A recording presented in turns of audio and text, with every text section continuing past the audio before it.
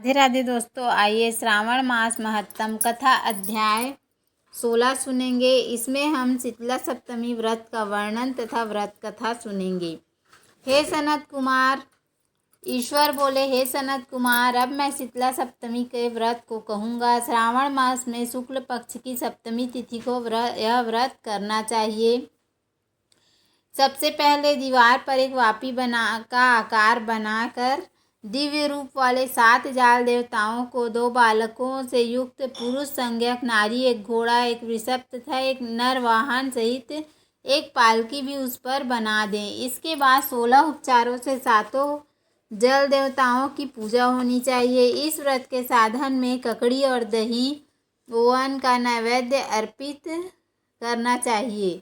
उसके बाद नैवेद्य के पदार्थों में से ब्राह्मण को वायन देना चाहिए। इस प्रकार 7 वर्ष तक इस व्रत को करना चाहिए।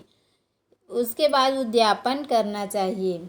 इस व्रत में प्रत्येक वर्ष 7 सुवासिनों को भोजन कराना चाहिए। जल देवताओं की प्रतिमाओं एक स्वर्ण पात्र में रखकर बालकों सहित एक दिन पहले सायंकाल में भक्तिपूर्वक उनकी पूजा करनी चाहिए। प्रातःकाल पहले ग्रह होम करके देवताओं के निमित्त चरु से होम करना चाहिए। जिसने पहले इस व्रत को किया और जो फल प्राप्त हुआ उसे आप सुने। सौराष्ट्र देश में शोभन नामक एक नगर था। उसमें सभी धर्मों के प्रति निष्ठा रखने वाले एक साहूकार रहता था। उसने जल रहित एक अत्यंत निर्जन वन में बहुत पैसा खर्च करके शुभ तथा मनोहर सीढ़ियों से युक्त पशुओं को जल पिलाने के लिए सरलता से उतरने चढ़ने योग्य दृढ़ पत्थरों से बंधी हुई तथा लंबे समय तक टिकने वाली एक बावली बनवाई। उस बावली के चारों ओर थके राहगीरों के विश्राम के लिए अनेक प्रकार के वृक्षों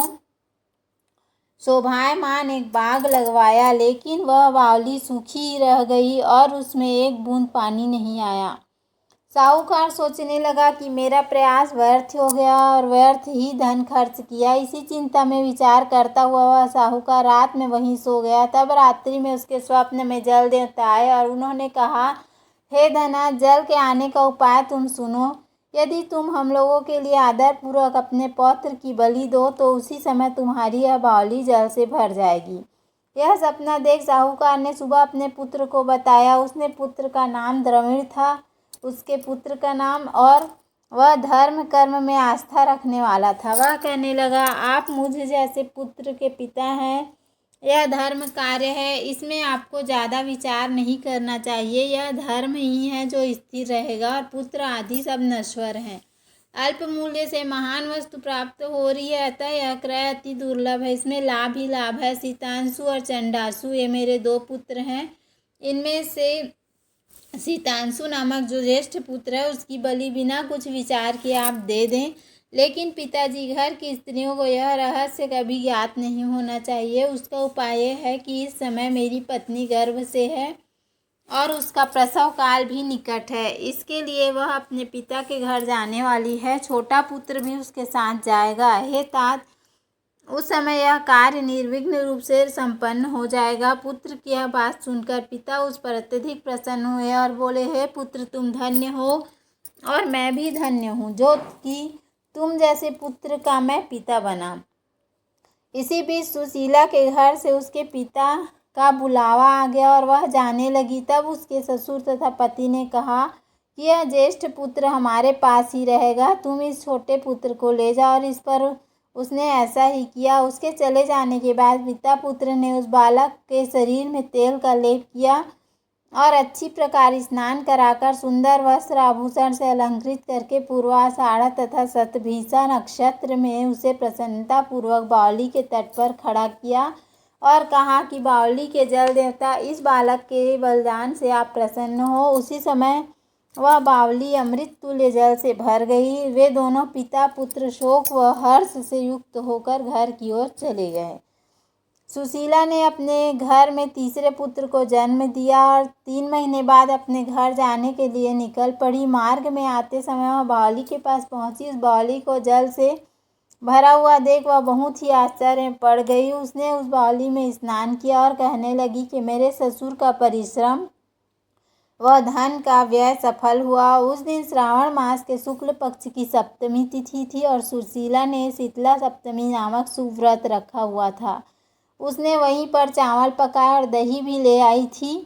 इसके बाद जल देवता का विधिवत पूजन करके दही और भात और ककड़ी का फल नैवेद्य अर्पण किया तथा ब्राह्मणों को वायन देकर साथ के लोगों के साथ मिलकर उसी नैवेद्य अन्न का भोजन किया। उस स्थान से सुशीला का ग्राम 1 योजन की दूरी पर स्थित था। कुछ समय बाद वह सुंदर पालकी में बैठ दोनों पुत्रों के साथ वहां से चल पड़ी। तब वे जल देवता कहने लगे कि हमें इसका पुत्र जीवित करके इसे वापस करना चाहिए, क्योंकि इसने हमारा व्रत किया है।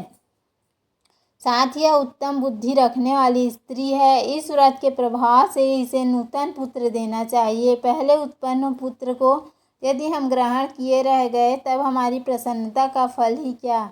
आपस में ऐसा कहकर उन दयालु जल देवताओं ने बावली में से उसके पुत्र को बाहर निकालकर माता को दिखा दिया और फिर उसे विदा किया। बाहर निकलकर वह पुत्र माता माता पुकारता हुआ अपनी माता के पीछे दौड़ पड़ा। अपने पुत्र का शब्द सुनकर उसने पीछे मुड़कर देखा। अपने पुत्र को देखकर मन ही मन बहुत चकित हुई। उसने अपनी गोद में बिठाकर उसका माथा सूंघा, किंतु यह डर जाएगा इस विचार से उसने पुत्र से कुछ नहीं पूछा। वह अपने मन में सोचने लगी कि यदि इसे चोर उठा लाए तो यह आभूषणों से युक्त कैसे हो सकता है। यदि पिशाचों ने इसे पकड़ लिया था तो दोबारा छोड़ क्यों दिया। घर में संबंधी जन तो चिंता के समुद्र में डूबे होंगे। इस प्रकार सुशीला सोचती हुई वह नगर के द्वार पर आ गई। तब लोग कहने लगे कि सुशीला आई है। सुनकर पिता पुत्र अत्यंत चिंता में पड़ गए कि वह न जाने क्या कहेगी, उसके पुत्र के बारे में हमें क्या जवाब देंगे। इसी बीच वह तीनों पुत्रों के साथ आ गई। तब ज्येष्ठ बालक को देखकर सुशीला के ससुर और पति घोर आश्चर्य में पड़ गए और साथ ही बहुत आनंदित भी हुए। वे कहने लगे, हे सुचिस्मिते, तुमने कौन सा पुण्य कर्म किया अथवा व्रत किया था कि हे भामिनी तुम पतिव्रता हो, धन्य हो और पुण्यवती हो। इस शिशु के मरे हुए 2 माह बीत चुके हैं और तुमने इसे फिर से प्राप्त कर लिया और वह बावली भी जल से परिपूर्ण है। तुम एक पुत्र के साथ अपने पिता के घर गई थी, लेकिन वापस 3 पुत्रों के साथ आ गई हो। हे शुभ्रू, तुम तो कुल उद्धार कर दिया तुमने तो। हे शुभाने, मैंने तुम्हारी कितनी प्रशंसा करूं। इस प्रकार ससुर ने उसकी प्रशंसा की। पति ने उसे प्रेम पूर्वक देखा और सास ने उसे आनंदित किया। उसके बाद उसने मार्ग के पुण्य का समस्त वृत्तांत सुनाया। अंत में उन सभी ने मनोवांछित सुखों का उपभोग करके बहुत आनंद प्राप्त किया। हे वत्स, मैंने शीतला सप्तमी व्रत को आपसे कह दिया है।